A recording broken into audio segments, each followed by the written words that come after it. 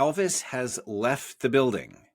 Hello, everybody. Today is Saturday, March 1st, 2025. And yesterday, the Ocean Infinity ship tasked with carrying out the third seabed search for the missing Malaysian airliner MH370 left the search area and is sailing to the port of Fremantle, Australia, about 1,000 miles to the east. Less than a week after it started the scan on Sunday, February 23rd.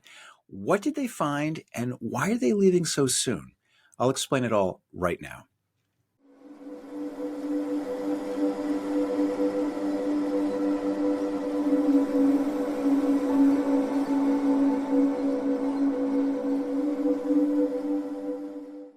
Hi, everybody. I'm Jeff Wise, aviation journalist and private pilot, back with another episode of Finding MH370. For more info and back episodes explaining the whole mystery, visit the show page at findingmh370.com.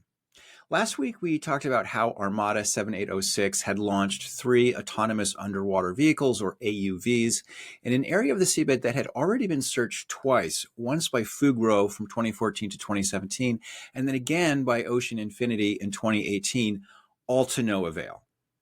Why look again? The short answer is that after a decade of analyzing and reanalyzing the evidence, investigators reached the conclusion that if all the data means what they think it does, then the plane pretty much has to be in this one area, fairly close to where the plane sent its last transmission at 019 Universal Time. Now, for a more detailed explanation of why the plane has to be near that place, check out episode 11 of season 1. Here's the link. But for present purposes, suffice to say that at the moment the plane had already run out of fuel several minutes before, and so had already lost energy and altitude. Then whoever was at the controls of the plane pushed the nose down into a very steep, almost vertical, directly vertical nosedive. Under this condition, it's going to hit the water in about a minute, as we discussed in episode 4 of season 2. So obviously, it's not going to have a long way to go. It's going to be pretty close to that final transmission. Now, remember that this Inmarsat data doesn't tell us exactly the spot where that final transmission was sent from, but it tells us how far the plane was from the satellite. And if you sum up all the possible locations of that distance, it makes an arc. And so what we're looking at is the final, or the 7th arc. The plane has to be near the 7th arc. But when they looked at all of those areas near the 7th arc, they didn't find the plane wreckage. So how can that be? How can you reconcile those irreconcilable facts? An idea that's been kicked around for a while, and which we talked about last week, is that maybe the last time they searched the area, the plane wreckage was there. They just didn't see it because it was, hidden behind a rock, or maybe it was down in a gully somewhere. And in fact, Australian officials took this idea very seriously. I'm going to read to you from an Australian government website that I'll link to in the show notes.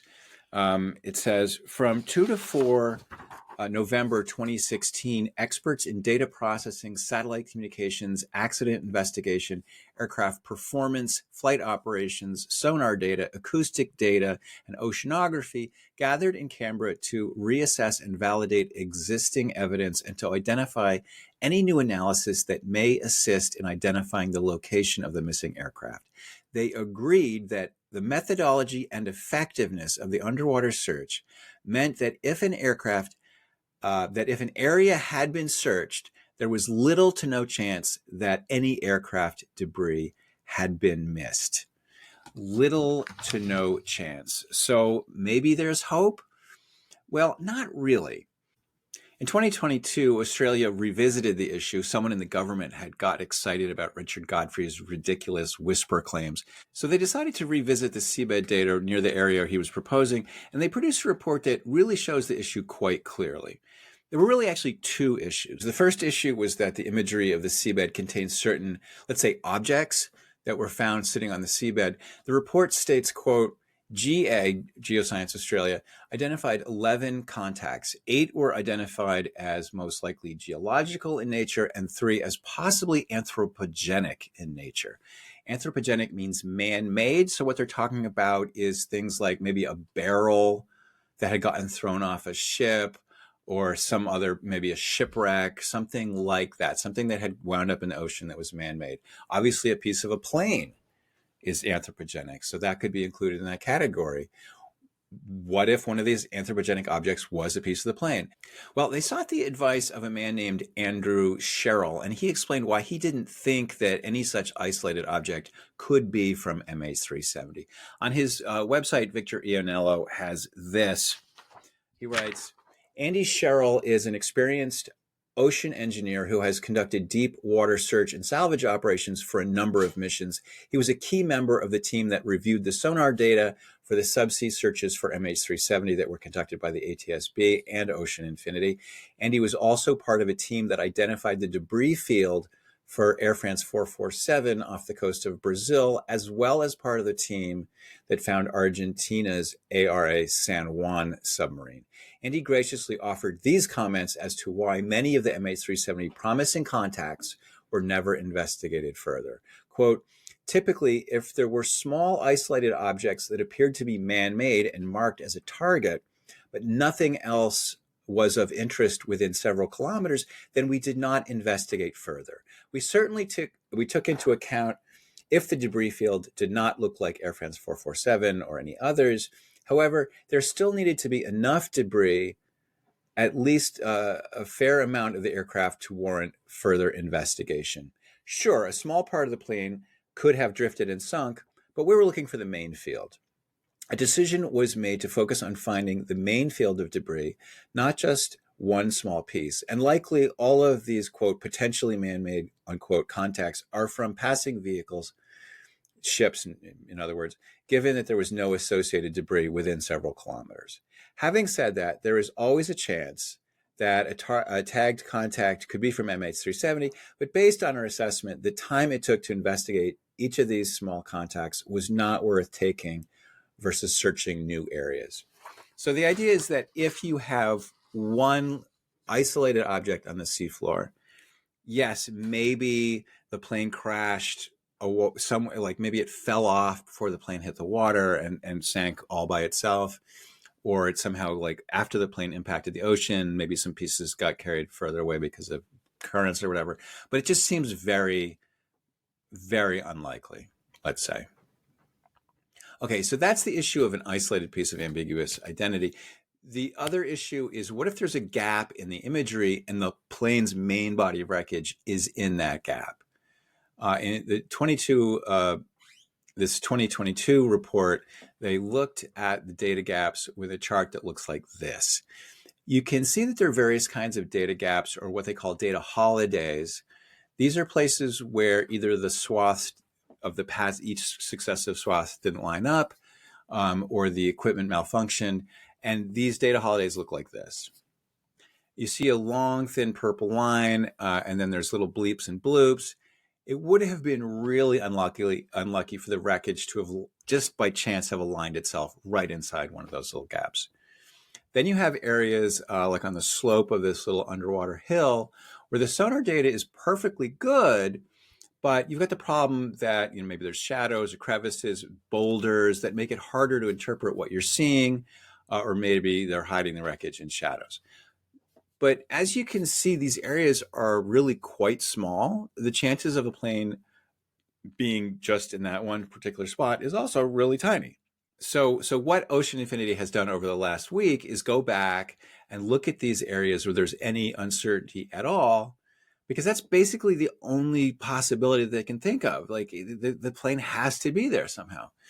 So if we look at where the surface vessel has been sailing back and forth over the last week, you see these zigs and zags that look pretty random at first. But when you line them up with the previously recorded seabed data, it sort of starts to make sense.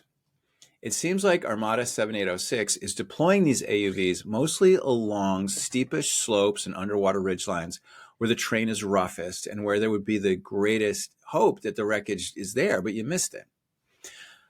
So frankly, if you compare the planned search area to the vessel tracks, it seems they might well have pretty much covered most or all of the seabed region that had been scanned before. And so now they're leaving. Does that mean that they're finished? After all, they spent 9 days traveling from Mauritius to get to the search area. They only searched for about 5 days. And now they're sailing to Fremantle, which takes 4.5 days. It doesn't seem to make a lot of sense to come all this way and search for such a short amount of time. It doesn't seem very efficient. Well, a friend of the podcast named David Byers reached out to Kevin Rupp, who's been collecting all this data and posting it online. And he asked Rupp, this is what he asked him, would it always have been planned for 7806 to be at sea for about 4 weeks and resupply in Fremantle? And Rupp answered, yes. Union contracts usually stipulate crew changes every 4 weeks. Sometimes this is waived, but almost always 4 weeks. That's what Seabed Constructor did in 2018. And Rupp passed along this image showing Ocean Constructor's path during the 2018 surge. And you can see that indeed about every month or so, it went back to Perth.